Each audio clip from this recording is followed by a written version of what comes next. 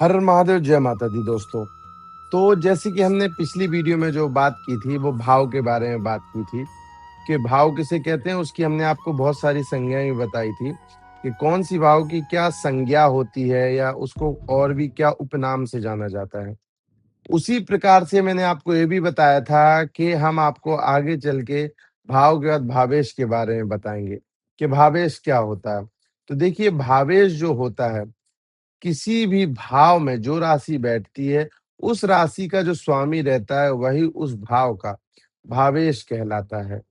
जैसे कि लग्न में अगर मेष राशि बैठी है, तो मेष राशि का जो स्वामी है, यानी मेष राशि को जो रूल करता है, वो है मंगल। तो उस स्वामी का जो भाव का भावेश होगा, वो होगा मंगल।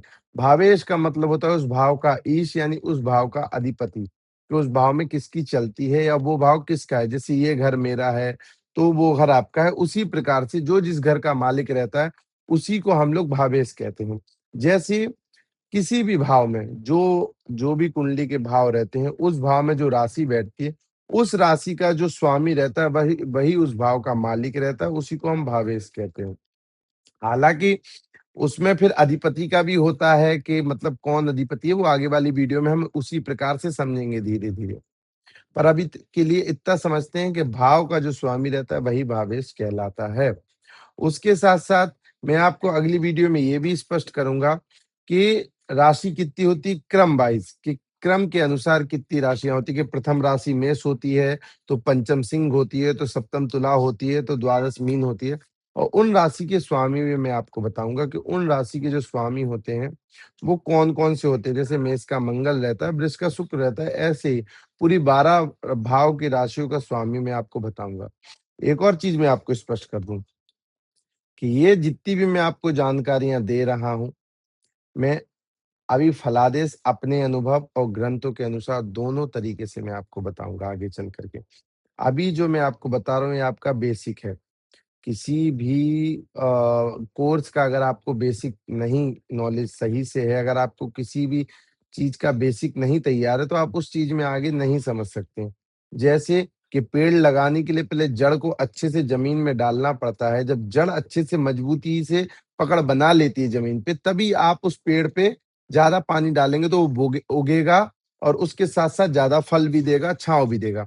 पर अगर आप सोचें कि जड़ को हवा में छोड़ देते हैं और पेड़ उगा देते हैं, तो आप कितना भी बड़ा पेड़ हो, जब तक उसकी जड़ें मजबूत नहीं रहेंगी, तब तक वो पेड़ कभी भी फल नहीं देगा, छाँव नहीं देगा। इसीलिए मैं आपको ये जो सब चीज़ें हैं, ये बेसिक है। ये आपको सबसे शुरुआती जानकारी है, ताकि आगे चल के जब मैं आपको ज्योतिष का दूसरा फलादेश बताऊँ, किसी कुंडली का प्रेडिक्शन बताऊँ, तो आपको उसको समझने में, उसको समझाने में और उसको अपने अनुसार प्रिडिक्शन करने में कोई भी ज़रा भी दिक्कत ना हो, परेशानी ना हो। इसीलिए मैं आपको बता रहा हूँ ये सारे बेसिक। और उसका बताने का एक और कारण है कि आप कल को कभी जब 4 समाज में बैठेंगे, जब किसी भी अन्य ज्योतिषी के सामने बैठेंगे, तो आपको हिचकिचाहट ना हो ज्योतिष के बारे में बताने में या ज्योतिष की जानकारी बोलने में, क्योंकि आपको पहले ही बेसिक क्लियर रहेगा हर चीज़ के बारे में। क्योंकि मैं अभी आपको सिखा दूँ कि प्रथम भाव से ये देखा जाता है, लग्न में सूर्य बैठ जाए तो उसका ये फल होता है। तो आपको बस यही आएगा।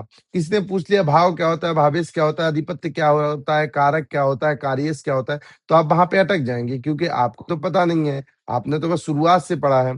तो बेसिक पहले ज़रूरी है कि जब आपको बेसिक लगा रहे, तो उससे 2 चीज़ें अच्छी होगी। पहले आपका कॉन्फिडेंस भी बढ़ेगा कि कोई भी सामने ज्योतिषी रहेगा, आपको उसके सामने हिचकिचाहट नहीं होगी बताने में। दूसरा, आपको कोई भी अन्य ज्योतिषी मूर्ख बना के नहीं जा सकता है। जैसे आप किसी दूसरे सेक्टर में हैं, कॉर्पोरेट में काम करते हैं या किसी अन्य क्षेत्र में आपका स्वयं का व्यापार है, तो इस वीडियो को आप सिर्फ़ जानकारी के माध्यम के लिए देखें, ताकि आपको आगे चल के कोई बेवकूफ़ ना बना पाए, या आपको कोई गलत जानकारी अब तक ना साझा कर पाए। मिलेंगे आपसे अगली वीडियो में, तब तक आप अपने ग्रहों के साथ सामंजस्य बना के रखें। हमारे चैनल को सब्सक्राइब करें, वीडियो को लाइक करें, तो इससे हमारा मनोबल बढ़ता है। तो हम आगे अच्छी-अच्छी वीडियो बनाने के लिए प्रेरित होते हैं। और इस वीडियो को अपने यार, दोस्त, रिश्तेदारों तक शेयर भी करें, ताकि वो भी हमारे चैनल से जुड़ें और उनसे भी हमें सपोर्ट मिले, ताकि हम इस चैनल को और ग्रो कर पाएँ और आप तक ये अच्छी-अच्छी जानकारियाँ लगातार ला पाएँ। हरि ओम।